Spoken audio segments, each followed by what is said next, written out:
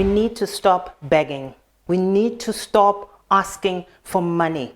We need to stop asking for resources. African leaders, we need to take a stance. This is a call to action, to take a stance and say, from this moment on, we refuse to be dependent, because this is where it starts. When we can have integrity with ourselves, we will be in a position where we refuse. I cannot think of a leader who is comfortable to ask his neighbor to feed him. I cannot think of a leader with a high level of consciousness who is capable and willing to say, give me this for free, because it never comes for free. In economics, we say there is no free lunch, because really there is no free lunch. Because if we can feed ourselves, then we can have a different type of negotiation. Then we can have different types of engagement. If we can feed ourselves, this is the starting point. It is inconceivable for Africans to need to import food from anywhere other than Africa, because we have arable land, we have agriculture that is it's incomparable to any continent. So it does not make sense that we are saying that with our own land, our own soil, we are not able to plant enough to feed ourselves. We are not able to plant enough to feed our families, our societies. So there is something wrong there. We need to fix ourselves. We need to be proud. I'm not talking about ignorant pride. I am talking about the pride that will make the next generation proud as well. I am talking about us refusing to become dependent and saying, no, if we're going to educate our people, this money must come from the Western countries, must come from richer countries. I refuse to be in a situation where we believe we can make a change with the same problems that created the same problems, that the same context that created the problems. I refuse to believe that we can become free, independent thinkers if we still rely on a third party to feed us. This is the starting point, and this is where we are going to get children who understand the value of self.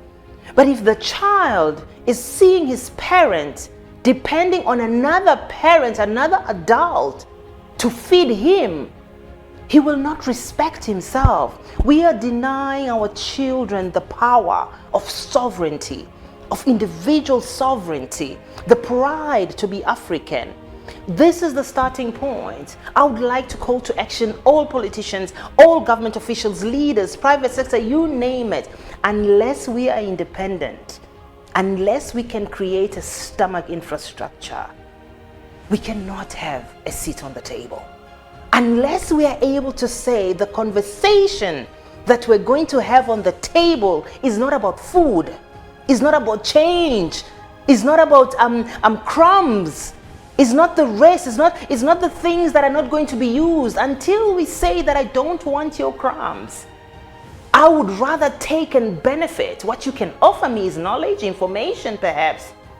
I can benefit from information. I can benefit from the aspects of the education system that work.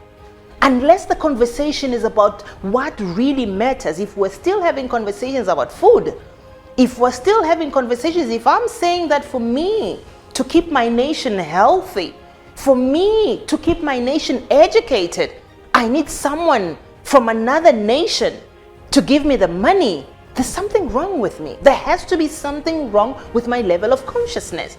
Oh yes, because African countries are poor, we don't have money, we do have dignity. We have values, we have morals. So with the lack, with the money that is small, that amount of money that is insignificant, let it at least be enough for me to educate my Africans. Let it be enough for me to make sure that the children of the African continent have an opportunity and a chance. Let me remove all the other priorities and say, I will feed them with books. I will feed them with knowledge. I will feed them. And in the meantime, we can eat our green leaves. Thank you.